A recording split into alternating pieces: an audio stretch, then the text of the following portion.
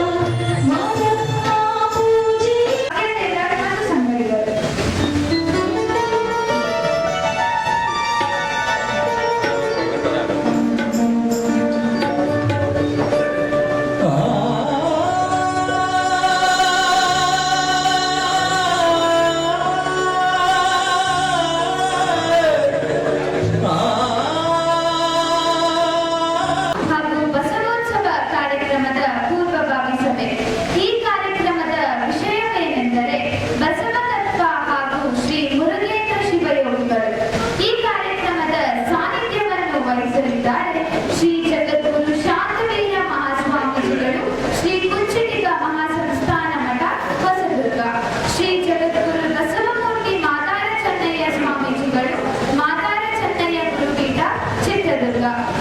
ಆಗಮಿಸಿದವರನ್ನೆಲ್ಲ ಪಾದಾಲವೃಂದಗಳಿಗೆ ನನ್ನ ಭಕ್ತಿಯ ಕೋಟಿ ಕೋಟಿ ಶರಣು ಶರಣಾರ್ಥಿಗಳನ್ನ ಮೊದಲು ಸಲ್ಲಿಸುತ್ತೇನೆ.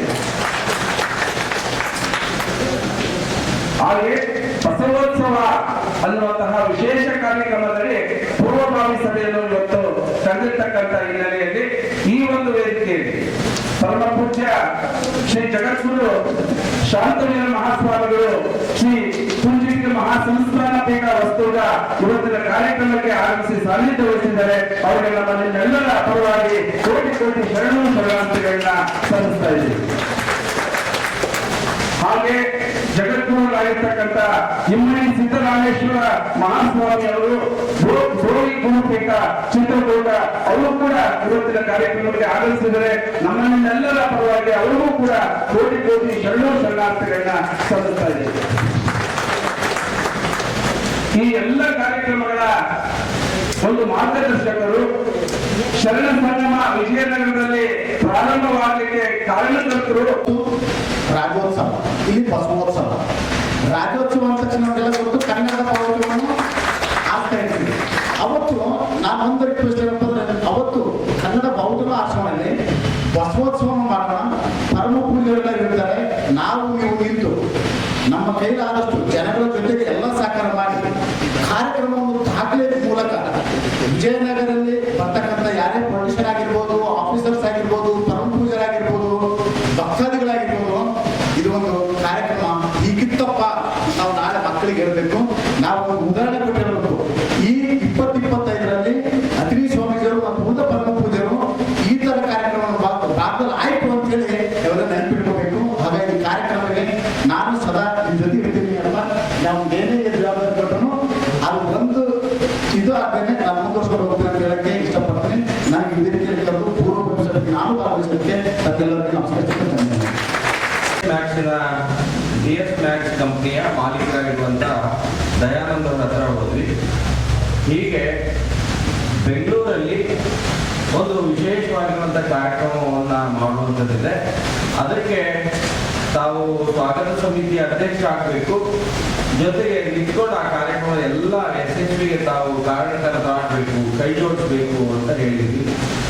ಅವಾಗೆಲ್ಲ ಹಿರಿಯರ ಸಮ್ಮುಖದಲ್ಲಿ ನಿಮ್ಮ ಜೊತೆಗೆ ಒಬ್ಬ ಕಾರ್ಯಕರ್ತನಾಗಿ ದುಡಿತೀನಿ, ನನಗೆ ಯಾವುದು ಜವಾಬ್ದಾರಿ ಬೇಡ ಸ್ವಾಮೀಜಿ, ನೀವೇನು ಪಾದದಲ್ಲಿ ತೋರಿಸಿರೋದನ್ನು ಕೈಯಲ್ಲಿ ಮಾಡ್ತೀನಿ ಅಂತ ಹೇಳಿ ವಿನೋದ ಭಾವದಿಂದ ಇಡೀ ಕಾರ್ಯಕ್ರಮಕ್ಕೆ ಶಕ್ತಿ ತುಂಬಿದವರು ನಮ್ಮ ದಯಾನಂದ್ ಅವರು. ಅವರಿಗೆ ಜೋರಾಗಿ ಚಪ್ಪಾಳೆಯನ್ನ ತರಬೇಕು.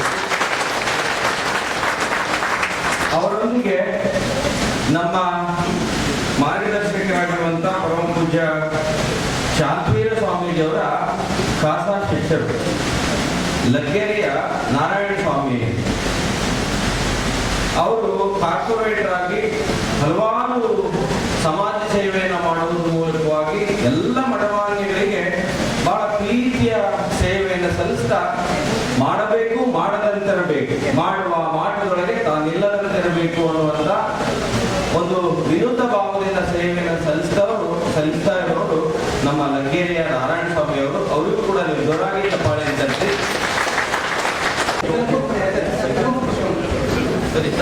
ಸಿದ್ದರಾಮೇಶ್ವರ ಮಹಾಸ್ವಾಮಿ ಅವರಿಗೆ ಎಲ್ಲರೂ ಕಂಚಿನ ಕಟ್ಟೆ, ಕಂಚಿನ ಲೋಟ, ಕಂಚಿನ ಮಾನವ ಪಟ್ಟ ಕೊಟ್ಟಿದ್ದಾರೆ. ಶಿವಸ್ತು ಮಹಾಸ್ವಾಮಿ ಅವರಿಗೆ ಲಂಗೇರ